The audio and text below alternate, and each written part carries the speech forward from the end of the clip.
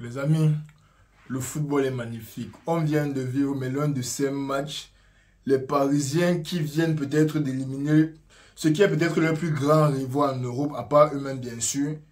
Paris 4, Barça 1.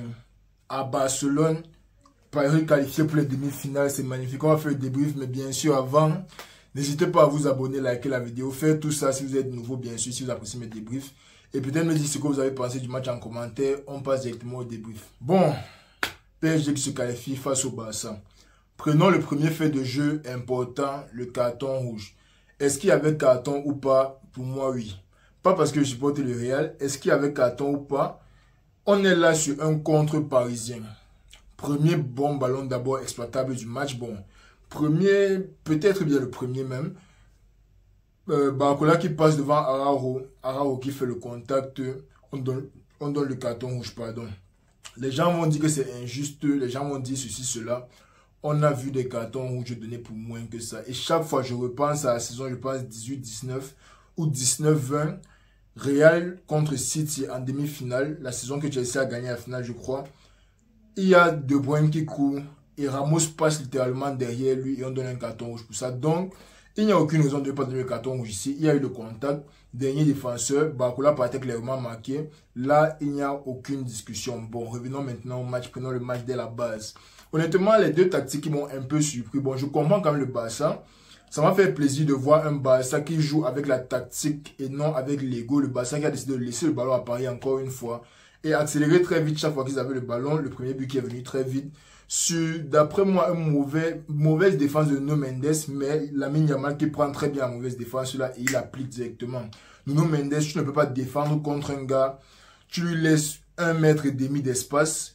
Et tu orientes ton corps d'un côté. Bon, certes, maintenant, tu veux peut-être l'amener sur son pied droit, mais tu lui laisses tellement d'espace, et il y a encore l'espace avec, il y a tellement l'espace avec la ligne que s'il pousse et il te traverse, quand je ne t'attends pas à ça, il va te traverser. Peut-être que ça aurait été mieux de couvrir le pied droit plutôt, couvrir l'angle de la ligne de touche, appeler peut-être un Vitinha pour qu'il vienne aider et tout.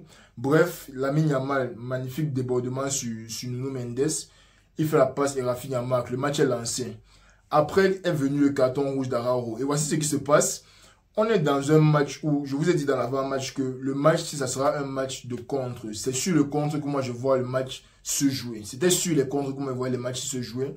Barça qui a récupéré un ballon très rapidement, on a envoyé à Yamal.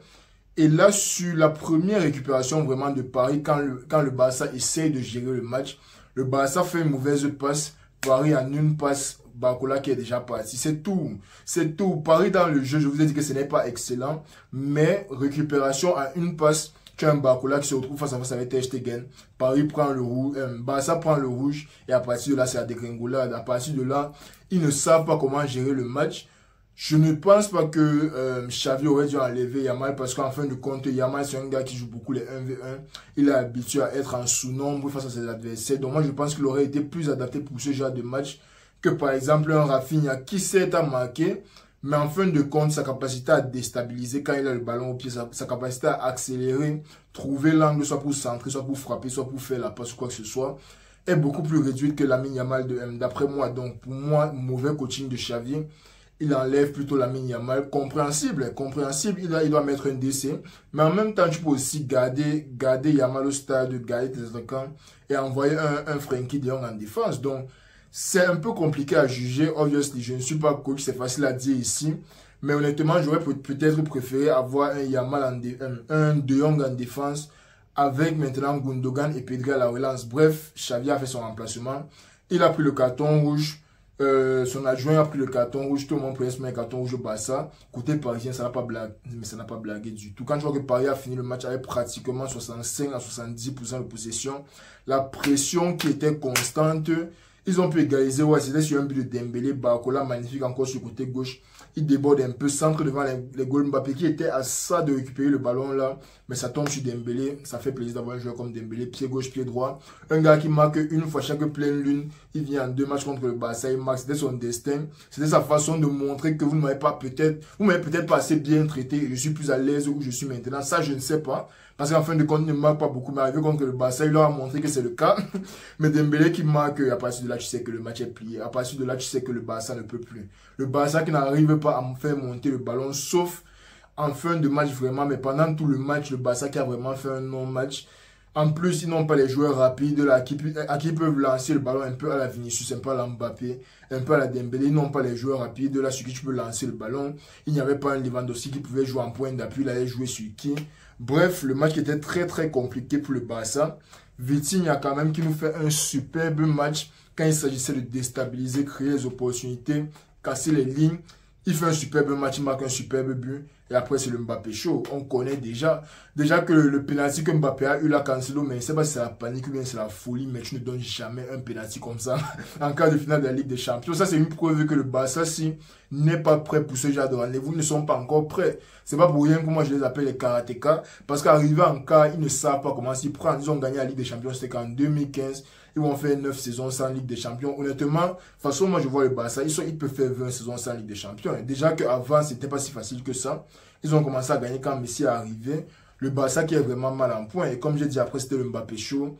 Penalty sur Dembélé, Mbappé prend un but, deux buts. Le match est plié. Le Barça qui n'avait pas vraiment d'argument. Bon, à 3-1, ils ont essayé. Il y a eu le sauvetage de Marquinhos. Parce qu'honnêtement, en fin de match, là, quand le Barça récupère sur, je pense, Hernandez, il récupère un ballon sur Lucas, Lewandowski accélère.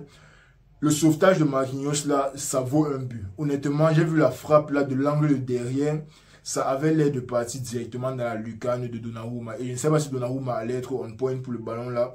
Mais le sauvetage de Marquinhos qui est célébré comme un but, qui vaut même un but. Et de l'autre côté, premier corner, ça va encore en corner. Deuxième corner, accélération de Hakimi. Parce que ça, c'est quelque chose qui n'avait pas aussi au match aller.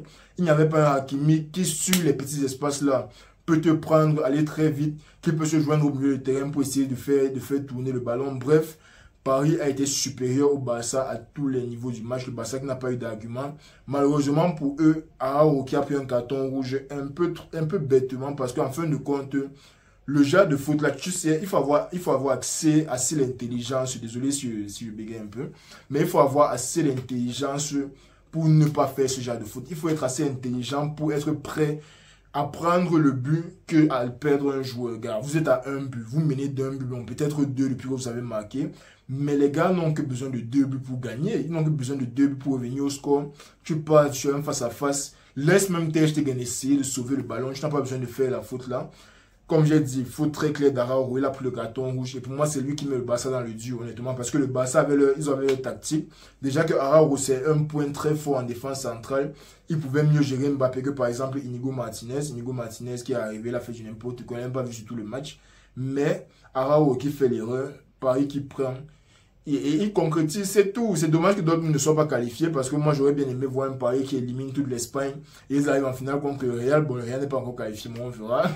Mais gars, Paris qui a géré son match et il n'y a rien vraiment à dire. Dembélé, homme du match, c'est mérité. C'est vrai qu'en début de match, il n'était pas trop dans son match, il perdait beaucoup les ballons, peut-être la pression aussi, les dribbles, il n'y arrivait pas, les débordements sortaient du stade. Mais Dembélé qui, quand il a marqué son but, était probablement le Parisien le plus dangereux sur tout le match. Après, j'aurais aimé voir peut-être plus de combinaisons entre Dembélé et Hakimi, deux joueurs rapides. Ils peuvent s'appuyer l'un sur l'autre, faire beaucoup de dédoublements. Ça n'a pas été le cas, mais le match que le Paris a sorti, ça suffit en gros. En gros, le match, il y a la frappe de Vitinha aussi. Le Paris qui a sorti le match qu'il fallait en gros. Pas besoin de surjouer. Ils ont joué progressivement. Le Barça qui a pris son carton rouge.